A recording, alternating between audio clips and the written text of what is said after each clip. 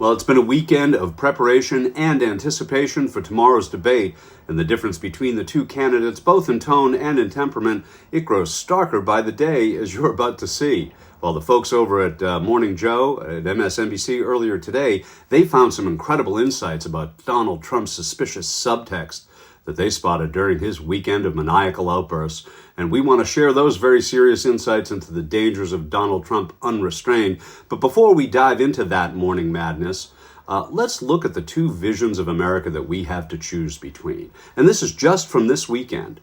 I mean, on the one small chubby hand, you have the former president and convicted felon, Donald Trump, fanning fear behind bulletproof glass. So if I don't win Colorado, it will be taken over by migrants and the governor will be sent fleeing. And on the other hand, the one extended toward unity, well, you have Vice President Harris, who is absolutely stunning her voters as well, but in a very different way. Yeah.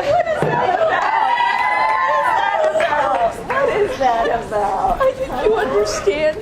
I'm pretty sure you know.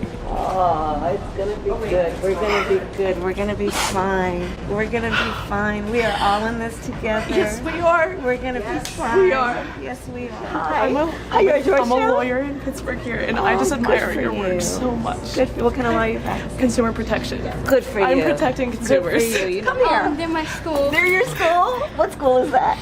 Freeport. Freeport? What's your name? Charlotte. Nice to meet you, Charlotte. Can I have a hug? Yes, come here. Of course. How is this even a race? Well, on Morning Joe earlier today, they did a deep dive into the former president and serial killer fanboy, Donald Trump's thinly veiled clues as to how he'll react when this election doesn't go his way.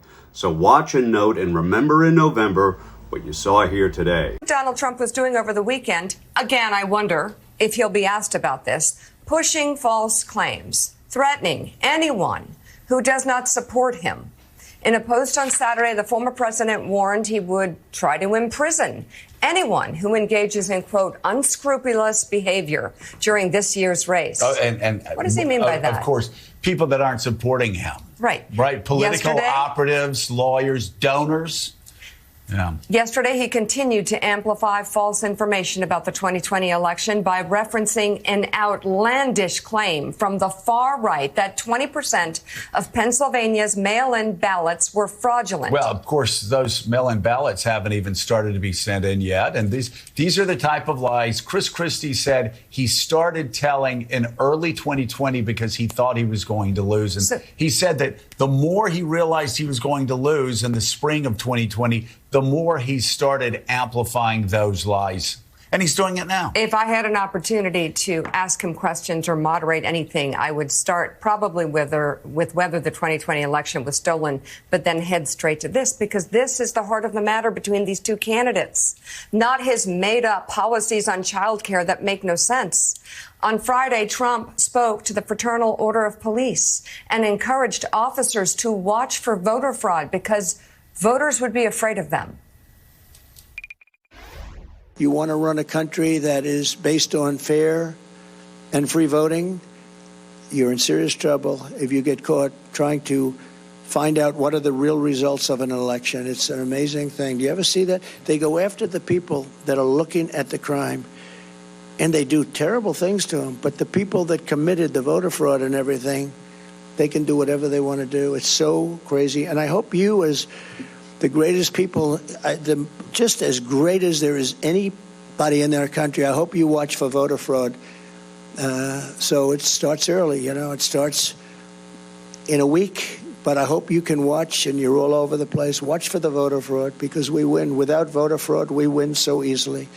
Hopefully we're going to win anyway, but we want to keep it down. You can keep it down just by watching, because believe it or not, they're afraid of that badge. They're afraid of you people. They're afraid of that more than anything else. They're afraid. So I hope you can watch.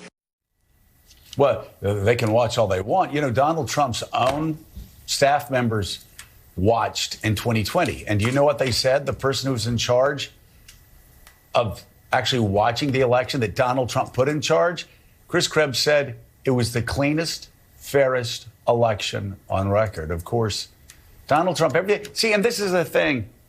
People go, oh, I don't know what to believe because Donald Trump says this, but then I turn on this cable news channel that's lying for 24 hours a day on the right, and they tell me that what he's saying is the truth. Mm-hmm. Really? Or they don't talk about it. You know what the truth is, and you deliberately choose lies.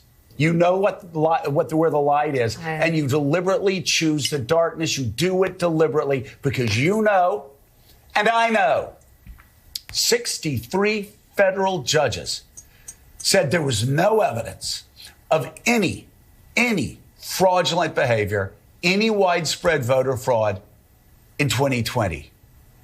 The United States Supreme Court, time and again, refused to listen to these because there was nothing there. The one time they did in a Pennsylvania case, the most conservative justices said, you know what, even if we responded to this case, it wouldn't change the outcome of the election. You had Republican officials in Michigan, Republican officials in Pennsylvania, Republican officials in Georgia, Republican officials in Arizona repeatedly say that their elections were fair, and yet the lies continue.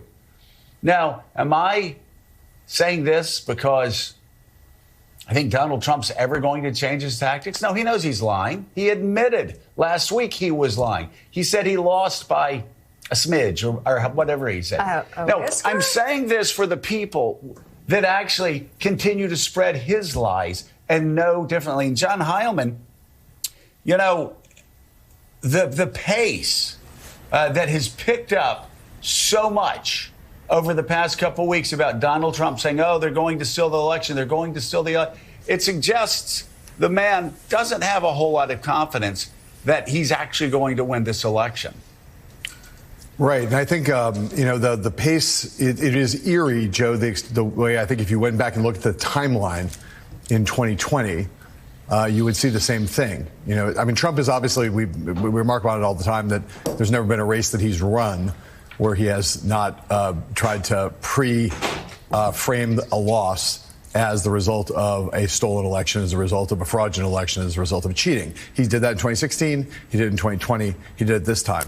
The difference between 2016 and 2020 was that in 2016, it was a relatively late phenomenon when he started to really lean in on that question. In 2020, he started to lay the groundwork a lot earlier, and he started laying it very early again this time around. And the pace right now is picking up in the way that it did in the immediately after Labor Day, heading into the fall of 2020. And of course, we saw how that turned out in the period after the election up to January 20th. And I think that there is a widespread sense of concern on the part of across parties, but on the part of everybody who cares about trying to make sure that the transition of power after this election is peaceful. There's an enormous amount of concern, especially in the wake of January 6th last time around, with that precedent in the books that Trump is driving headlong into that again, if anything, amping it up even more so. And of course, this race has been turning against him of late, and that makes it all the more unnerving. Well, Trump continues to pollute political discourse with his dangerous dewdrops of doom, only designed really to keep his lard ass out of jail. Well, this is a man whose own family cautions he'll go to any lengths to protect himself, regardless of who he destroys in the process. And we all know that's not anything new. In fact, it's an old song. Same as it ever was. Same as it ever was. Same as it ever was. Same as it ever was. Same as it ever was. Same as it ever was. Same as it ever was. Same as it ever was.